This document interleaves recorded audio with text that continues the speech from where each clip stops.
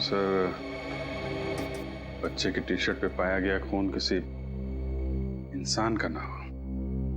हाँ अभिजीत, हेमोटेस्ट टेस्ट करते हैं, उसे पता चल जाएगा।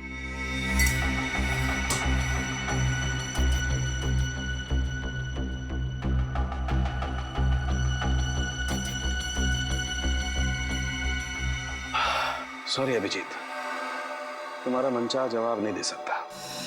इस शर्ट पर जो खून है वो इंसान का ही है। इंसान का खून है? बच्चे का तो नहीं है ना डॉक्टर साहब? नहीं, बच्चे का नहीं है, क्योंकि बच्चे को कहीं भी चोट नहीं लगी है। Thank God. पर इतना सारा खून आया कहां से होगा? सर? हाँ तारिका।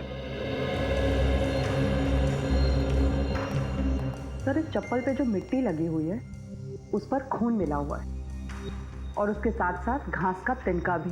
घास का तिनका? मतलब ये बच्चा किसी गार्डन वगैरह से आया होगा? अभी पता करते हैं। तारिका जरा टेस्ट। सर। हाँ श्रेय?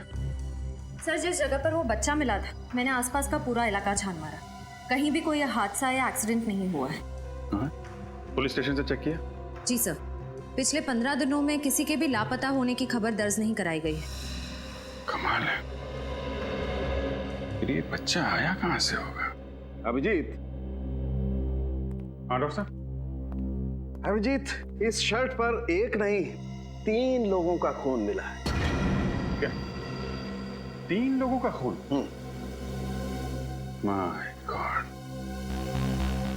मतलब 3 लोग जख्मी हुए हैं या फिर मारे गए। अभिजीत, हाँ तारिका? अभिजीत, इस मिट्टी में जंतु और कीटाणुनाशक दवाइयां मिली है। जंतु और कीटाणुनाशक दवाइयां? मतलब ये बात पक्की है कि बच्चा किसी खेत खलियान से ही गुजरा है? सर, उस इलाके की छानबीन करते वक्त हमने वहां कुछ खेत और फार्म हाउसेस देखे थे। फार्म हाउस, घास का तिनका, जंतु और कीटनाशक दवाइयां, फार्म हाउस। वाह तारिका जी वाह, आपने तो हमारा काम आसान कर दिया। भाई साहब, सिर्फ तारिका जी ने आपका काम आसान किया? नहीं, ये ऐसा मैंने कब कहा? नहीं, लेकिन आपने ये भी तो नहीं कहा कि सालुखे ने कुछ किया है। सालुखे साहब, आप भी बिल्कुल क्यूट बच्चों की तरह बुरा मान जाते हो यार। तारिका, ये अभिजीत मेरी तारीफ कर रहा था कि मेरी टांग खींच रहा था? अरे सर, आप भी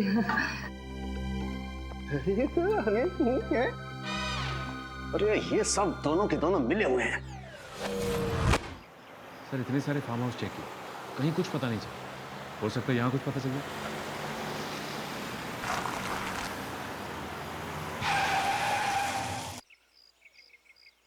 फार्म हाउस के अंदर गाड़ी पार्क्ड है, लगता कोई है अंदर। चलो देखते हैं।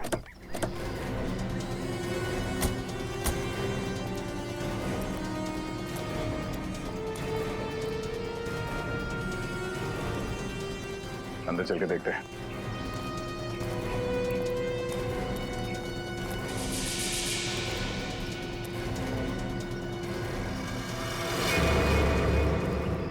अरे, ये तो उसी छोटे बच्चे की चप्पल लगती है। लगता है हमारी तलाश यहीं पे खत्म होगी। चलो सावधान रहना, कोई अभी भी अंदर हो सकता है।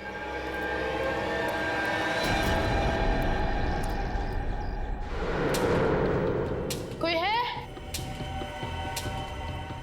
हेल्प मी, बहुत दूर से आया हूं। Help me.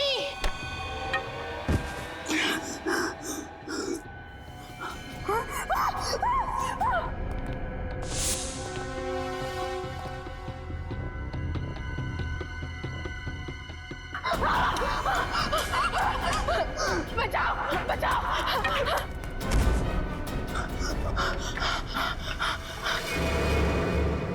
यहाँ पर कुछ भयानक हुआ। देखो घर में कोई है क्या? चली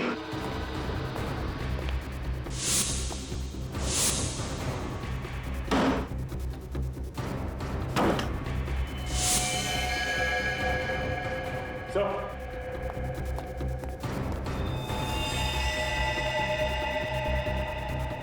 4 लाशें एक घर में। फॉरेंसिक को बुलाओ।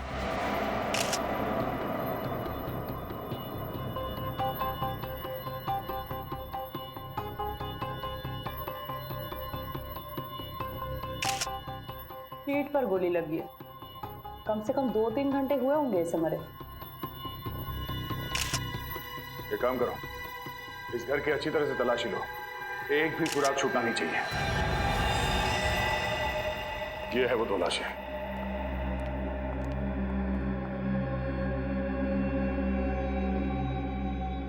इसे भी ठीक छाती पर गोली मारी गई है, जैसे उस आदमी को कमरे में। यानी डॉक्टर सालों के ठीक बोल रहे थे। तो बच्चा यहाँ इन लाशों से टकराया होगा, जमीन पे गिरा और इन्हीं का खून उसके कपड़ों पे लग गया।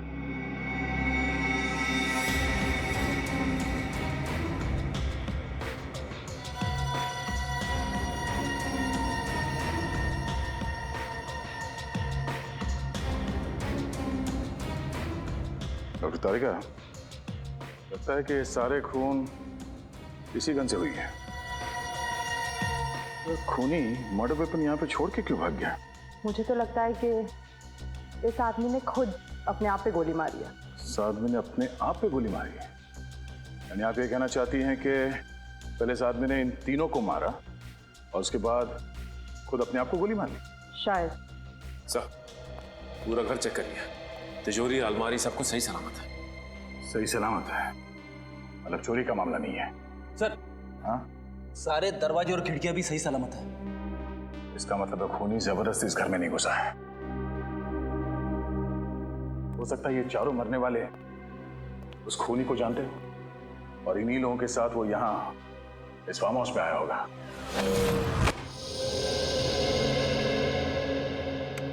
अरे क्या बात है डॉक्टर साहब, आज अकेले ही?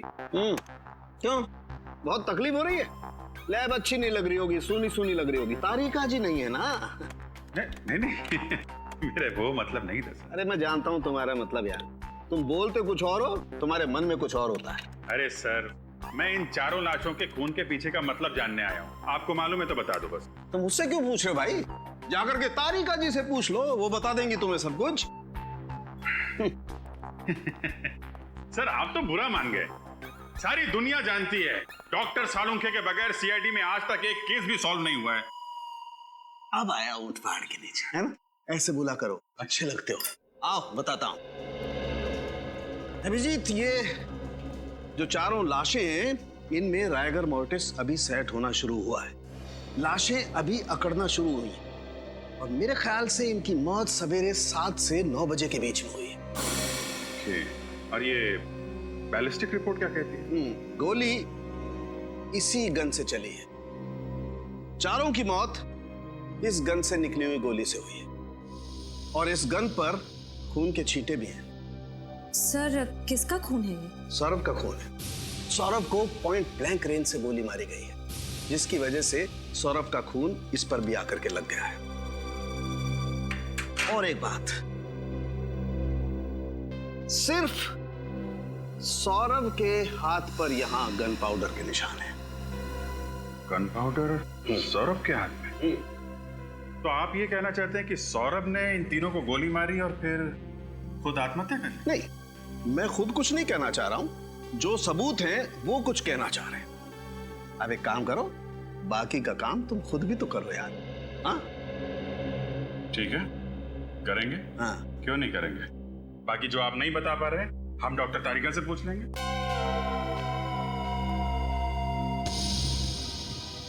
पूर्वी, इस सौरभ के पास से जो गन मिली थी उसके बारे में क्या पता चला? किसकी थी वो गन? वो गन इसी के नाम पे रजिस्टर्ड थी। वो गन सौरभ के नाम पर ही रजिस्टर्ड है। और फिर सालुंखे को जो गन पाउडर के ट्रेसेस मिले वो भी सौरभ की उंगलियों पर।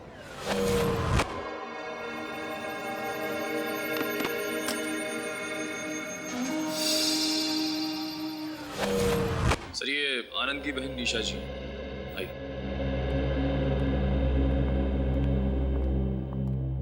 आइए निशा जी, देखिए हम आनंद और उसके दोस्तों के बारे में कुछ जानना चाहते हैं ताकि हमें केस सॉल्व करने में मदद मिले। सर, ये सब लोग कॉलेज के दोस्त थे। और बहुत सालों के बाद मिलने वाले थे, इसीलिए इन लोगों ने प्लान बनाया था कि सौरभ के फार्म हाउस पे जाएंगे। निशा जी, आपने आखिरी बार आनंद से बात कब की थी? आनंद से मेरी लगभग 1 हफ्ते पहले बात हुई थी, लेकिन हाँ, यश का 2 दिन पहले ही मुझे फोन आया था और उसी ने मुझे बताया कि ये लोग फार्म हाउस पे पार्टी करने जा रहे हैं। यश? ये यश कौन है? सर, यश भी उन लोगों का दोस्त है और ये सब लोग मिलकर उस दिन फार्म हाउस पर गए।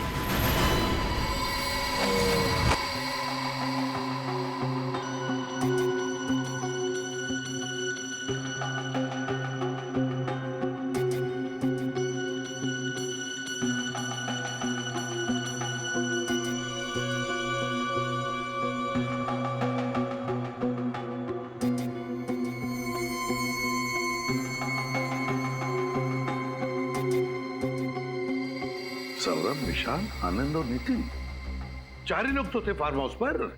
4 नहीं सर, 5 लोग थे। 5? मतलब? यश भी तो था सर। यश भी इनके साथ था? लेकिन सर, फार्म हाउस पे तो हमें सिर्फ 4 लाशें मिली थी। वही तो। सर, तो फिर यश कहाँ गया होगा? और तो और सर, उसने किसी से कांटेक्ट करने की कोशिश क्यों नहीं की? यश के टेलीफोन नंबर्स है ना तुम्हारे पास? घर का सेल फोन नंबर वगैरह? हाँ सर।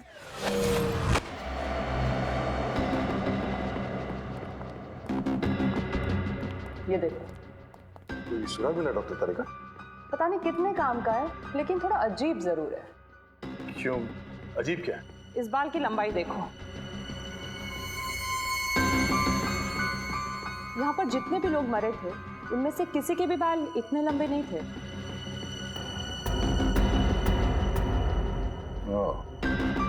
इसका मतलब है इन चारों के अलावा कोई और भी था, या कोई औरत? अब ये तो इस बाल के डीएनए टेस्ट से ही पता चलेगा। हाँ। मोबाइल बंद। मोबाइल बंद आ रहा है? सर, हाँ, यश के पिताजी से बात हुई।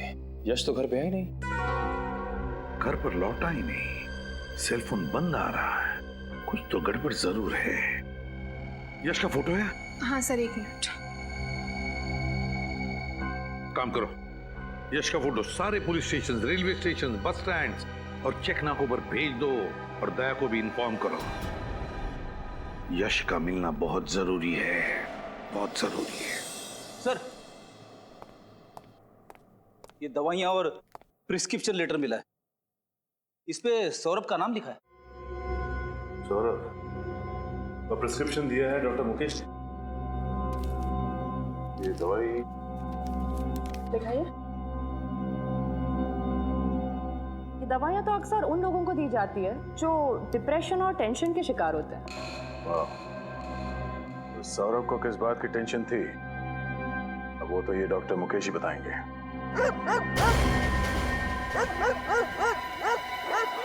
कुत्तों के भौंकने की आवाज पीछे की तरफ से आ रही है, जरा देखो जाके, चेक करके।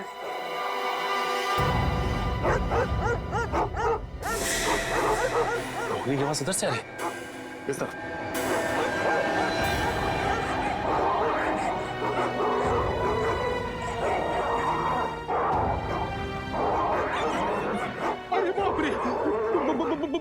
बहुत कुत्ते। फ्रेडी, लेकिन डरने की जरूरत नहीं, वहां पे कुछ है।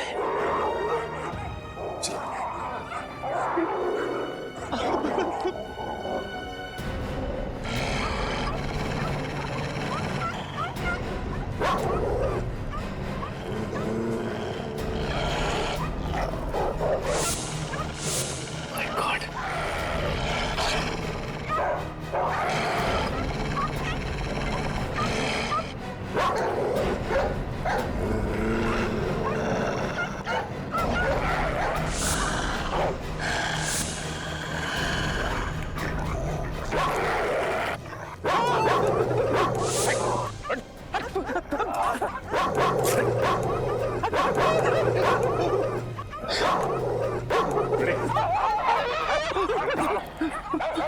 ये ऐसे नहीं मानेंगे।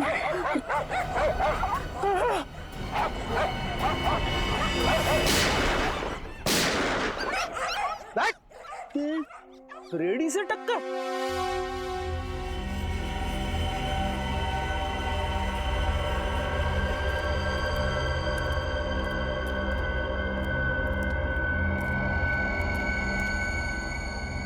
अरे, ये तो यश है। सौरभ का 5वां दोस्त जिसे ढूंढ रहे थे उसी की लाश मिली। हाँ फ्रेडी, हमें लग रहा था कि ये यश अपने दोस्तों का खून करके भाग रहा है, लेकिन ये तो अपनी जान बचाने के लिए भाग रहा था। आपको ऐसा क्यों लग रहा है? ये देखो फ्रेडी, ये इसकी पीठ में यहाँ पीछे से गोली मारी गई है और एक गोली यहाँ किडनी के पास। लेकिन एक बात समझ में नहीं आ रही है, ये सारे खून कर कौन रहा है? सर आइए।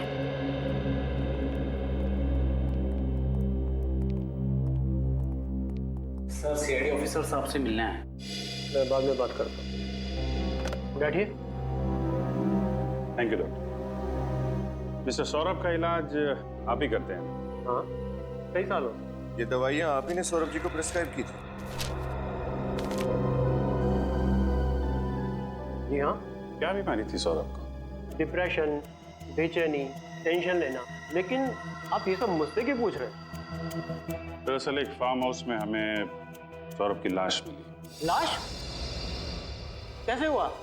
पक्का तो कुछ नहीं कह सकते, लेकिन अभी सिर्फ इतना पता चला है कि उसकी मौत गोली लगने की वजह से। गोली चलाई गई उस पर? सिर्फ उनका ही नहीं, उनके 4 दोस्तों का भी खून हुआ और हमें शक है पहले उन्होंने उन चारों की जान ली, फिर अपने आप को भी मार लिया। मुझे नहीं लगता कि सौरभ ने किसी का खून किया होगा। मैं कई सालों से उसका इलाज कर रहा हूँ और उसकी हालत में काफी सुधार था। लेकिन पूरी तरह से तो ठीक नहीं हुआ। लेकिन उससे ऐसी कोई बीमारी नहीं थी कि इंसान उस बीमारी में किसी का खून कर दे। उसकी दवाइयों का भी कोई साइड इफेक्ट नहीं था। लेकिन सर वो तो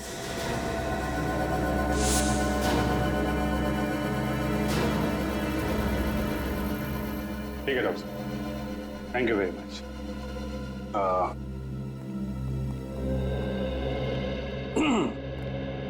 छोड़ने नहीं चलोगे?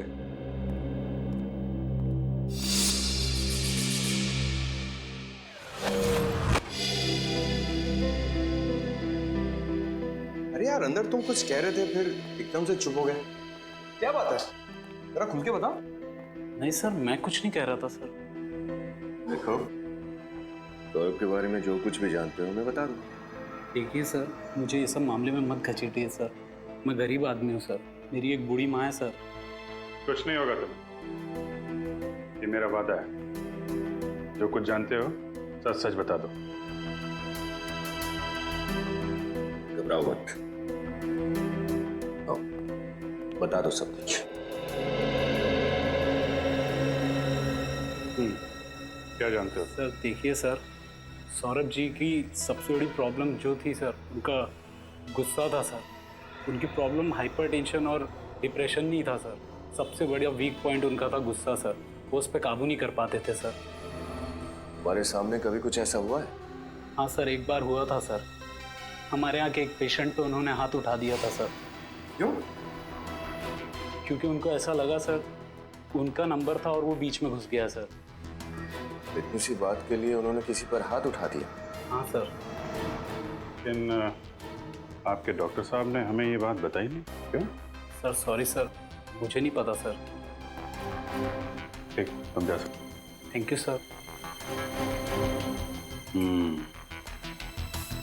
सौरभ जी को गुस्सा बहुत आता था। सारे सबूत भिजवा दिए ना? हाँ सर। चलो सीधे ब्यूरो चलते हैं। हाँ भाई, क्या हाल? अरे सर, आप यहाँ? क्यों गए यार? अरे तुम्हारी मदद कर रहा हूँ यार, केस में यहाँ नहीं आ सकता क्या? अरे सर, मेरा कहने का मतलब वो नहीं था। वो हाँ, मतलब की बात करने के लिए आया हूँ। अच्छा ये बताओ कि तहकीकात करने के बाद तुम लोग किस नतीजे पर पहुंचे अब तक? सर देखने से तो यही लगता है कि सौरभ ने अपने दोस्तों का खून किया और उसके बाद अपने आप को गोली मार ली। कुछ ही घंटों में केस सॉल्व कर दिया हमने। कुछ ही मिनटों में बेवकूफ बन गए आप लोग। क्या कहना चाहता है? मैं जो कहना चाहता हूँ दया, वो तुम्हें वहां चल के दिखाऊंगा। आओ मेरे साथ।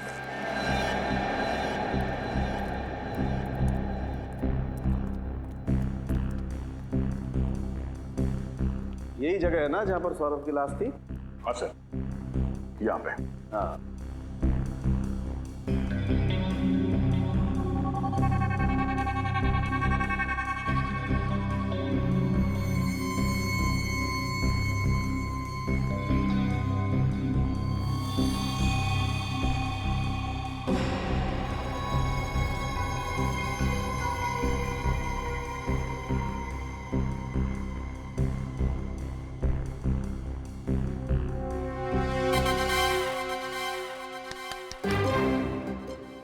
सौरभ बन जा। यानी कि मैं मर जाऊं? डॉक्टर साहब, मैं इतनी जल्दी मरना नहीं चाहता। अरे यार, ये आदमी हमेशा उल्टा ही क्यों सोचता है? फिर मैं तुझे मरने के लिए नहीं कह रहा हूँ फ्रेडी, मैं सिर्फ ये कह रहा हूँ इस सोफे पर जैसे सौरभ की लाश मिली थी वैसे जाकर के बैठ जा। हाँ। सौरभ बैठा हुआ नहीं था, लेटा हुआ था। लेटा हुआ? तो ठीक है, तुम लेट जाओ।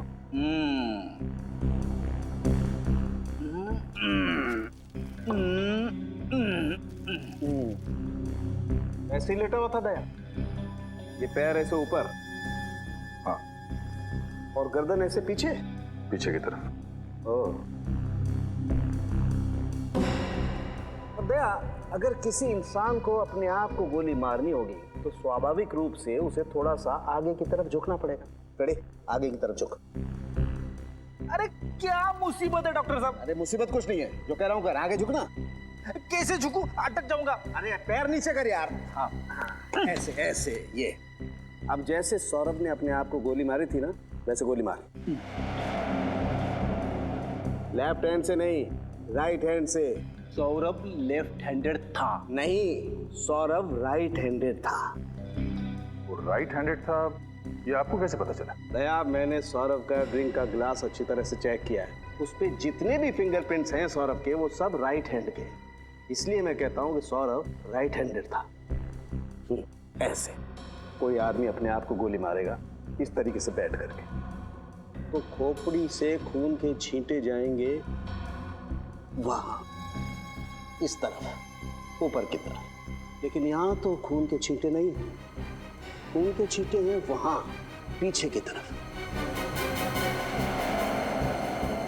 और वो तभी जा सकते हैं जब आदमी ऐसे लेटा हो और कोई उसे यहां से गोली मारे। पैरों से।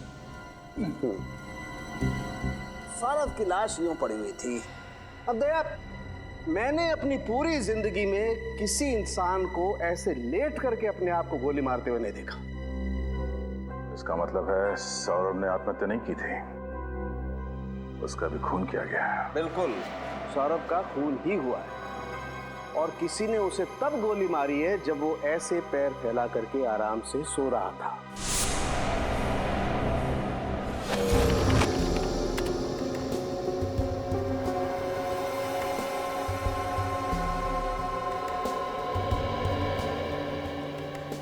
अभिजीत, सौरभ और यश के जूतों में मिली मिट्टी मैच नहीं करती है, अलग अलग है। मतलब यश का भी खून सौरभ ने नहीं किया है, वो नहीं कोई और ही है। सर, फार्म हाउस में जो बाल मिला था उसकी डीएनए रिपोर्ट आ चुकी है। ये बाल किसी लड़की का है। वाह कारिका जी, वाह, आप कुछ ना कुछ नया मोड़ लेके आती है केस में। कैसे कर लेती है? नमस्ते। नमस्ते। नमस्ते न, क्या कारिका जी आप कुछ समझाती क्यों नहीं है? अरे मैं क्या। अच्छा छोड़िए, क्या क्या पता चला इसे डीएनए रिपोर्ट से? ये लड़की का डीएनए उन 5 मरे हुए लोगों में से एक आनंद के डीएनए से मैच करता है। आनंद के डीएनए से? यानी उसकी कोई रिश्तेदार? आनंद की तो सिर्फ एक ही रिश्तेदार है, उसकी बहन निशा। निशा? लेकिन सर, जब निशा ब्यूरो में आई थी तब उसने बताया नहीं था कि वो भी फार्म हाउस गई थी। अपराधी अपने आप तो बोलेगा नहीं कि मैंने अपराध किया है, उससे सच उगलवाना पड़ता है। हाँ? अरे कुछ नहीं, मुझे थोड़ा सा टाइम लगेगा। हाँ, मैं बस थोड़ी देर में रेडी हो जाऊंगी और उसके बाद तुम्हारे पास पहुंचती हूँ। हाँ ऑफ कोर्स। अरे तुझे याद है लास्ट टाइम हम लोग गए थे, कितना मजा आया था। वो सब लोग इस बार भी आ रहे हैं ना? पक्का? ओह वाह, फिर तो बहुत मजा आएगा। अरे हाँ पापा, तुम लोग पहुंचो, मैं बस 5 मिनट में पहुंचती हूँ। कहाँ जा रही निशा जी? पहले 2-4 बातें हमसे कर लीजिए, फिर भी चलते हैं पार्टी में। पार्टी?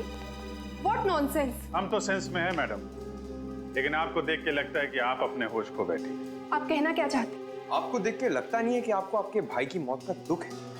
ऐसा लग रहा है कि आप पार्टी करने जा रही हैं। देखिए, ये मेरी निजी जिंदगी, और मेरी निजी जिंदगी में मैं क्या करती हूँ क्या नहीं, इस बात से आप लोगों को कोई प्रॉब्लम नहीं होनी चाहिए। बिल्कुल नहीं मैडम, लेकिन अगर आप किसी और की जिंदगी के साथ खेल खेलेंगे तो हमें जरूर प्रॉब्लम होगी। लेकिन मैंने किया क्या है? सबसे पहले आपने हमसे झूठ बोला है कि आप उस रात सौरभ के फार्म हाउस में नहीं थी। मैं क्यों झूठ बोलूं? क्यों झूठ बोलेंगे ये आप बताइए, क्योंकि अगर हमने साबित कर दिया तो आपके लिए मुश्किल हो जाएगी।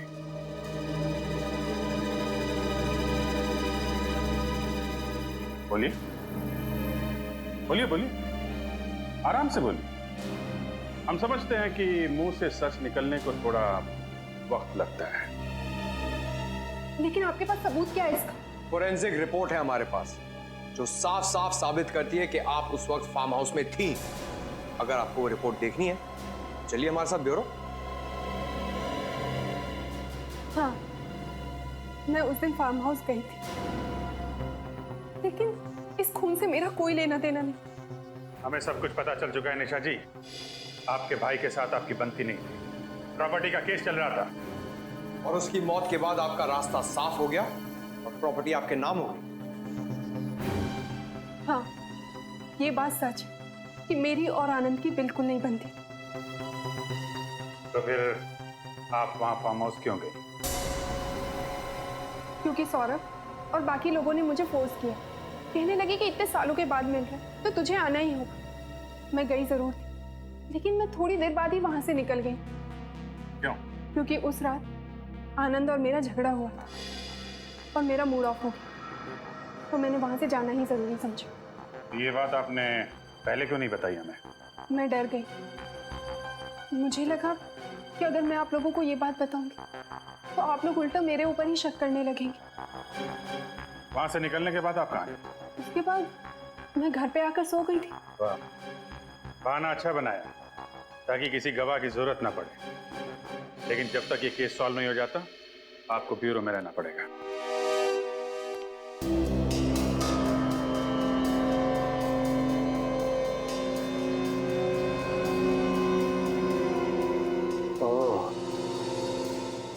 तारिका। हाँ सर। ये देखो। खून की छींटे सर? नहीं नहीं तारिका, ये खून की छींटे नहीं है, ये ऊपर से टपकी हुई खून की बूंदे हैं। मतलब? छींटे अगर होते हैं तो ऐसे फैल जाते हैं, लेकिन ये ऊपर से टपकी हुई खून की बूंद है। मुझे लगता है वो बच्चा उस हॉल में आया होगा और किसी चीज से या किसी लाश से टकरा के गिर गया होगा, और ये केन भी उसके हाथ से छूटकर जमीन पे गिर गई होगी, और खूनी के कहीं कोई जख्म होगा जिसमें से खून टपक रहा होगा। खूनी बाय द वे इस केन के पास आया और उसके जख्म में से 2 बूंदें खून की टपक के यहाँ लग गई। हम इस खून को चेक कर लेते हैं जैसे बाकी के खून का सैंपल लिया था, फिर मैच करके देखेंगे आखिर ये खून है किसका।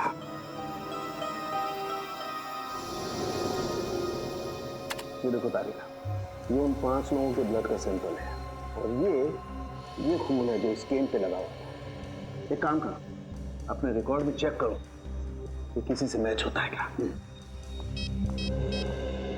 हेलो अभिजीत। हाँ डॉक्टर साहब, छड़ी पे जो खून मिला था क्या पता चला उसके बारे में? अभिजीत, ये खून उन 5 मरने वालों में से किसी का भी नहीं है। फिर तो निशा का ही होगा। नहीं, निशा के खून से भी मैच नहीं होता। वो क्रिमिनल रिकॉर्ड में चेक करके देखा? वो भी देख लिया, लेकिन रिकॉर्ड में किसी से मैच नहीं हो रहा है। कमाल है, सौरभ को खूनी समझ रहे थे, वो खूनी नहीं निकला। निशा भी बेकसूर है, तो फिर खूनी है कौन?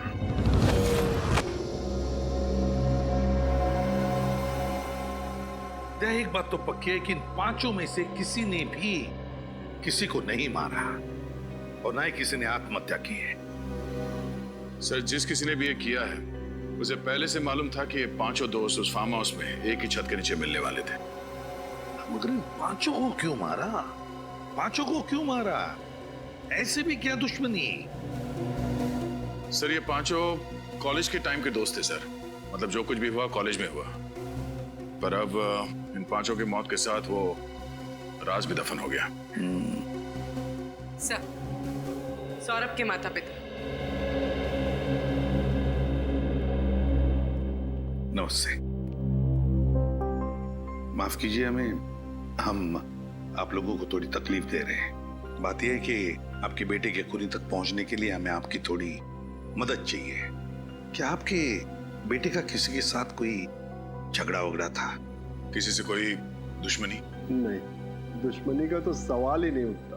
बहुत बहुत शांत स्वभाव का था सर वो, किसी से ज्यादा बातें भी नहीं करता था वो। अच्छा ये बताइए कि आपका बेटा सौरभ डॉक्टर मुकेश के पास इलाज के लिए जाता था? जी हाँ। लेकिन क्यों? अपने चिड़चिड़ेपन, टेंशन और नींद ना आना, इसके लिए। मगर बचपन से वो ऐसा नहीं था सर। मुझे आज भी याद है, वो कॉलेज की आखिरी दिन वाली पार्टी की रात थी। बस उसी रात से वो ऐसा हो गया। क्या हुआ था उस रात को? पता नहीं सर, बस पार्टी से आया और सीधा ही अपने कमरे में चला गया। 3 दिन तक वो बाहर नहीं आया, ना कुछ खाया ना कुछ पिया, कुछ भी नहीं सर, कुछ भी नहीं।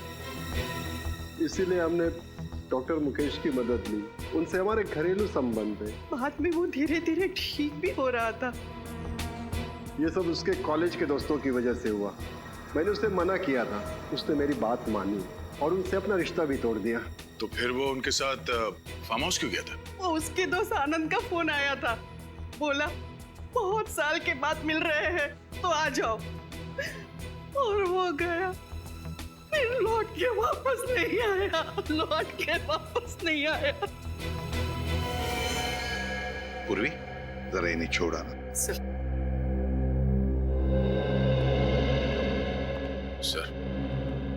इन पांचों के साथ जो कुछ भी हुआ उस फार्म हाउस में, उसका संबंध कॉलेज के आखिरी दिन वाली पार्टी से ही है सर। हाँ तभी कुछ तो हुआ है। दया, पता लगाना पड़ेगा इन पांचों के बारे में, पता लगाना पड़ेगा इनके अतीत के बारे में, तभी पता चल जाएगा क्या हुआ था उस रात को। सर, अजीत से फोन पर सारी बात हुई थी। उसने बोला था कि हल्के नीले कलर की टी शर्ट में यहीं पर जॉगिंग कर रहा है, और यहाँ पर जो ठेला है उसी के पास मिलेगा। कोई दिख नहीं रहा सर यहाँ। देखते हैं, ये सामने से आ रहा है नीली शर्ट में, शायद यही है, अजीत ही है।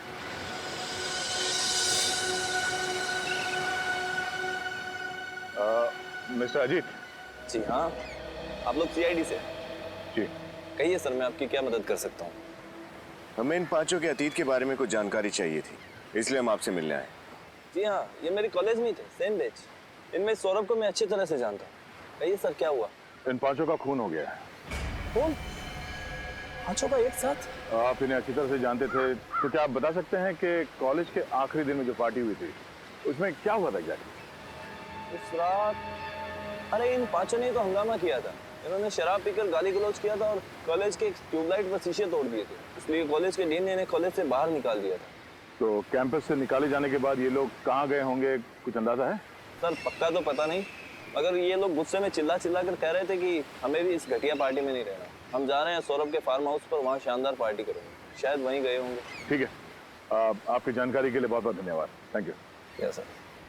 सर, उस रात ये पांचों दोस्त एक साथ सौरभ के फार्म हाउस गए थे और इन लोगों ने हद से ज्यादा पी रखी थी। उस रात फार्म हाउस से रास्ते में जरूर कुछ हुआ था जिसकी वजह से सौरभ को गहरा सदमा लगा। पता करना पड़ेगा कि हुआ क्या था उस रात।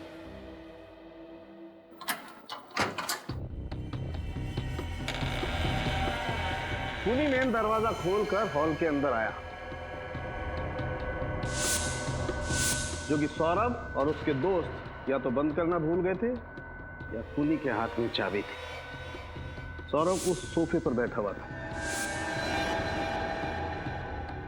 खूनी सौरभ के पास आया, उसने सौरभ के हाथ में गन पकड़ा दी और सौरभ के हाथों से ट्रिगर दबा दिया ताकि गन पाउडर का निशान सौरभ के हाथों पर आ जाए। सौरभ की चीख सुनकर विशाल कमरे में से बाहर आया, और जैसे विशाल कमरे से बाहर आया, खूनी ने उस पर भी गोली चला दी। विशाल को गोली लगने के बाद आनंद और नितिन हॉल में आए। मुझे मत मारो। खूनी ने आनंद को भागने का मौका नहीं दिया और उसके सीने पे गोली मार दी। भागने का मौका मिलते ही नितिन दरवाजे की तरफ भागा। जैसे वो भागा, खूनी ने उसे भी गोली मार दी उसके पीठ में। यश फार्म हाउस से निकल के जंगल के रास्ते भागा। खूनी ने उसका पीछा किया और उसके पीठ पे और गुर्दे पे गोली चला दी। खूनी लौटकर फिर से फार्म हाउस में आया और उसने अपनी गन सौरभ के पास रख दी। और जब बच्चा फार्म हाउस में आया तो इन्हीं लाशों से टकरा के गिर गया होगा। तभी इन तीनों का खून उसके शर्ट पे लग गया और घबरा के बच्चा यहां से बाहर भाग गया। अभिजीत, जंगल में जहां पर यश की लाश मिली, दोबारा वहीं पे जाकर अच्छी तरह से चेक करो, अच्छी तरह से चेक करो। कोई ना कोई सुराग है जो हमारी आंखों से छूटा है। ढूंढो उस सुराग को। फार्म हाउस शहर से काफी दूर है, पैदल तो नहीं आया होगा खूनी। फिर यही वो जगह है जहां से हमें यश की लाश मिली थी सर। यहां से एक काम करते हैं, आसपास अच्छी तरह से चेक करते हैं, कुछ ना कुछ तो जरूर मिलेगा। देखो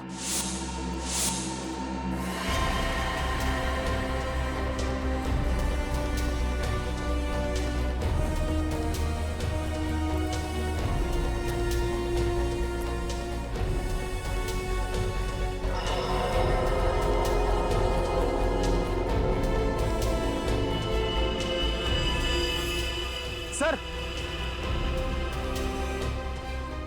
आप रेडी?